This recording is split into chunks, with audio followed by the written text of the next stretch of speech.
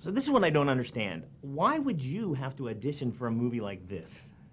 Are you kidding? Yes. Oh my gosh, you most definitely have to audition for a film like this. It seems like a no-brainer, though. I wanted to audition. No, I mean, it's, you know, everyone had to bring their A game for this film. You know, if you see the cast, I mean, these are Oscar winners. These are people at the top of their game. So I definitely wanted to audition, and if I wasn't the best for the role, then I shouldn't get it. You know, it's a challenge, and it's something that I was so excited to do. When you get to work with people at this level, it's almost like you want to be a sponge. I wanted to try to take anything that I could get from these people and their work ethic. And it's interesting because Daniel would walk around the set and he would speak in this Italian accent because he was really getting into his character.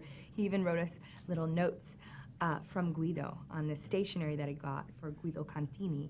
And what I would do was more physical. I would walk around as Seragino would walk. And as the film was, as rehearsals were going on, I was gaining more and more weight. So I was kind of using that and kind of, you know, doing the Italian walk of, you know, the swaying hips. And Seragina, my character, is not a lady.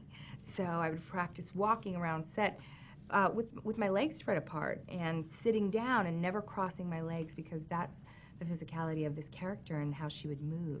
So it was very interesting. You know, did you keep those little notes from Daniel Day-Lewis as a memento? Of course I did. You want to frame them on the wall? No, they're going in the photo album. Yeah, no, but they're from Guido. From Guido, that's right. They're not from Daniel Day-Lewis. All of them are from Guido. Now, as a performer, though, you're used to being on stage in front of people and so forth, but when you're auditioning for a movie like this, do you get the butterflies like everybody else does? Are you kidding me? I completely got the butterflies.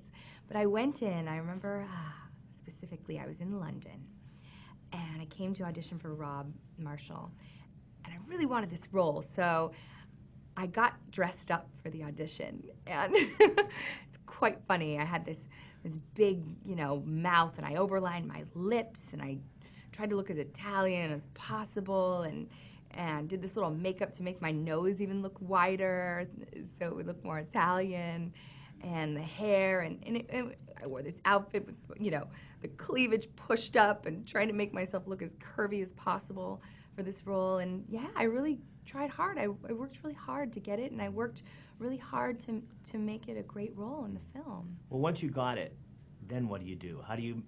Oh, then I'm buying Fellini films. I'm getting whatever I can. I'm getting old Sofia Loren films because I wanted to learn about, you know, a lot of the Italian characters that she had played. One of them specifically, Yesterday, Today, and Tomorrow, the lower class Italian woman in the Yesterday part.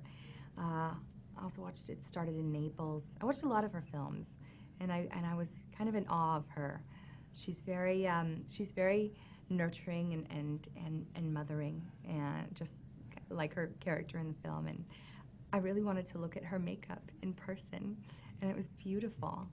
And finally, did you have sand everywhere after your number? Did you find it for weeks? I did. The girls and I, all my dancers, we would look forward to our showers at the end of the night because sand would be everywhere. Absolute pleasure. Thank you. Thank you. Thanks, everybody.